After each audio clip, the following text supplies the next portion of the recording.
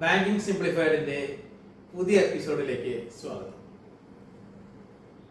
എപ്പോഴും ബാങ്ക് ഇടപാടുകാരുടെ ഭാഗത്തു നിന്നുണ്ടാവുന്ന ഒരു പരാതിയാണ്, പൊതു സ്വഭാവമുള്ള ഒരു പരാതിയാണ്, ഞങ്ങളുടെ അക്കൗണ്ടിൽ നിന്ന് മിനിമം ബാലൻസ് വെച്ചില്ല എന്നുള്ള കാരണത്താൽ തുക ബാങ്ക് കവർന്നെടുത്തിരിക്കുന്നു, ഞങ്ങളോട് പറഞ്ഞിട്ടില്ല, അല്ലെങ്കിൽ ഞങ്ങൾക്ക് അറിയാൻ വയ്യ.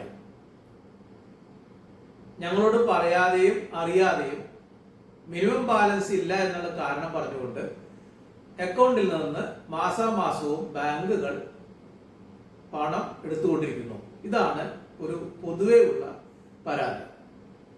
നമുക്കറിയാം, ചില ബാങ്കുകളിൽ ചിലതരം അക്കൗണ്ടുകൾക്ക് മിനിമം ബാലൻസ് വെക്കേണ്ടത് ആവശ്യമാണ് എന്ന് അവരുടെ ആ ഒരു സേവിങ്സ് ബാങ്ക് അക്കൗണ്ടിന്റെ രീതിയിൽ ഉള്ളതാണ്. അത് അക്കൗണ്ട് തുടങ്ങുന്ന സമയത്ത് നമ്മളോട് പറഞ്ഞു മനസ്സിലാക്കേണ്ട ഉത്തരവാദിത്വം അതാത് സ്ഥാപനങ്ങൾക്കുണ്ട്. അങ്ങനെ നമ്മൾ അത് അറിഞ്ഞിരിക്കുകയാണെങ്കിൽ, അത് മനസ്സിലാക്കുകയാണെങ്കിൽ അതനുസരിച്ച് ഉള്ള ഒരു മിനിമം തുക നമ്മുടെ സേവിങ്സ് ബാങ്ക് അക്കൗണ്ടിൽ വെക്കുവാനായിട്ടുള്ള ഉത്തരവാദിത്വം ഇടപാടുകാർക്കുള്ളതാണ്.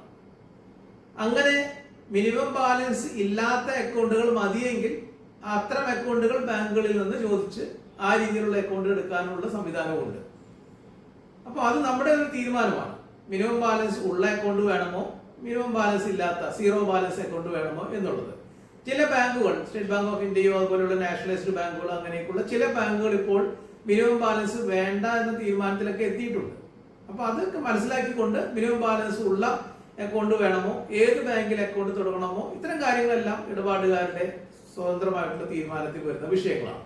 പക്ഷേ മിനിമം ബാലൻസ് വെക്കണം എന്ന നിബന്ധനയോട് കൂടെയുള്ള ഒരു അക്കൗണ്ട് ആണ് നമ്മൾ തുടങ്ങിയിട്ടുള്ളതെങ്കിൽ അപ്പോൾ ആ മിനിമം ബാലൻസ് വെക്കാനുള്ള ഉത്തരവാദിത്വം ഇടപാടുകാർക്കുണ്ട്.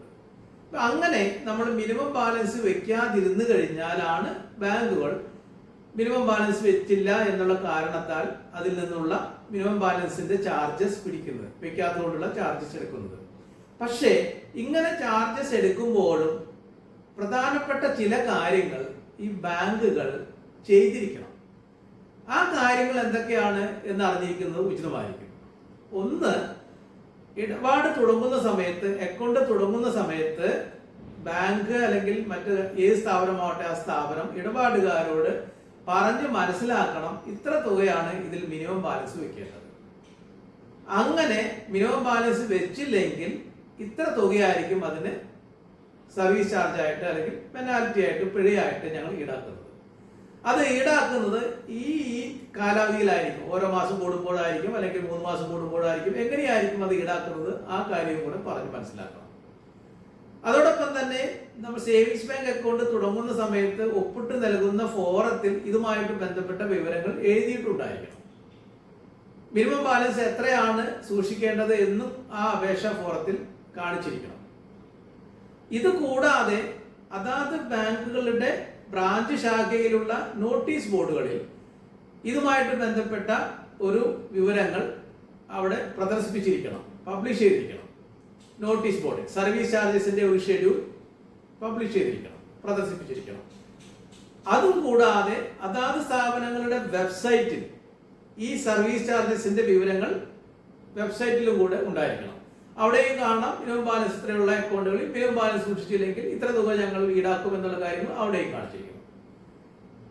ഇത് മാത്രം പോരാ, ഏതെങ്കിലും ഒരു മാസം മിനിമം ബാലൻസ് സൂക്ഷിക്കേണ്ട ഇടപാടുകാരന്റെ ഒരു അക്കൗണ്ടിൽ മിനിമം ബാലൻസ് ഇല്ല എന്ന് കാണുമെങ്കിൽ അദ്ദേഹത്തിന് ഈ സ്ഥാപനം മുൻകൂറായി ഒരു ലെറ്റർ നൽകണം.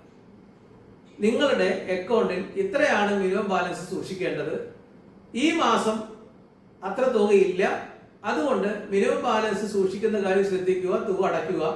അങ്ങനെ അടച്ചില്ലെങ്കിൽ ഞങ്ങൾ അടുത്ത മാസം മിനിമം ബാലൻസ് സൂക്ഷിക്കില്ലാത്തതിന്റെ ചാർജസ് പിടിക്കുന്നതായിരിക്കും. അങ്ങനെയുള്ള ഒരു കമ്മ്യൂണിക്കേഷൻ കൊടുക്കണം. ഈ കമ്മ്യൂണിക്കേഷൻ മെസ്സേജ് ആയിട്ടാവാം, ഇമെയിൽ ആയിട്ടാവാം, സാധാരണ കത്ത് മുഖാന്തരം എല്ലാം ആവാം. പക്ഷെ ഏത് രീതിയിലാണെങ്കിൽ പോലും ഇങ്ങനെയുള്ളൊരു കമ്മ്യൂണിക്കേഷൻ അഡ്വാൻസ് ആയിട്ട് കൊടുത്തതിന് ശേഷം മാത്രമേ ഈ ചാർജ് പിടിക്കാൻ പാടുള്ളൂ. അപ്പോൾ ചുരുക്കി പറഞ്ഞു കഴിഞ്ഞാൽ മിനിമം ബാലൻസ് വെക്കേണ്ട അക്കൗണ്ടുകളിൽ മിനിമം ബാലൻസ് വെക്കണം. പക്ഷെ ആ മിനിമം ബാലൻസ് വെക്കാതിരിക്കുന്ന സാഹചര്യത്തിൽ, ഇല്ലാതിരിക്കുന്ന സാഹചര്യത്തിൽ അതിന്റെ ചാർജുകൾ പിടിക്കണമെങ്കിൽ സ്ഥാപനങ്ങൾ ആദ്യമേ ഇടപാടുകാരുടെ അടുത്ത് തുടക്കത്തിലേ പറഞ്ഞിരിക്കണം. അക്കൗണ്ട് ഓപ്പൺ ചെയ്യുന്ന ഫോമിൽ അത് ഉണ്ടായിരിക്കണം. നോട്ടീസ് ബോർഡിൽ അതുമായിട്ടുള്ള കാര്യങ്ങൾ പ്രദർശിപ്പിച്ചിരിക്കണം. അതാത് സ്ഥാപനങ്ങളുടെ വെബ്സൈറ്റിൽ ആ വിശദ വിവരങ്ങൾ ഉണ്ടായിരിക്കണം. ഏതെല്ലാം മാസങ്ങളിലാണോ മിനിമം ബാലൻസ് താഴെ പോകുന്നത് ആ മാസങ്ങളിലെല്ലാം തന്നെ ഇടപാടുകാർക്ക് കമ്മ്യൂണിക്കേഷൻ കൊടുത്തിരിക്കണം. ഇത്തരം കാര്യങ്ങൾ ചെയ്തു കഴിഞ്ഞാൽ മാത്രമേ മിനിമം ബാലൻസ് ഇല്ലെങ്കിൽ ആ ചാർജുകൾ എടുക്കാൻ പാടുള്ളൂ. ബാങ്കിങ് സിംപ്ലിഫൈഡിന്റെ അടുത്ത എപ്പിസോഡുമായി അടുത്ത തവണ കാണാം. Thank you very much.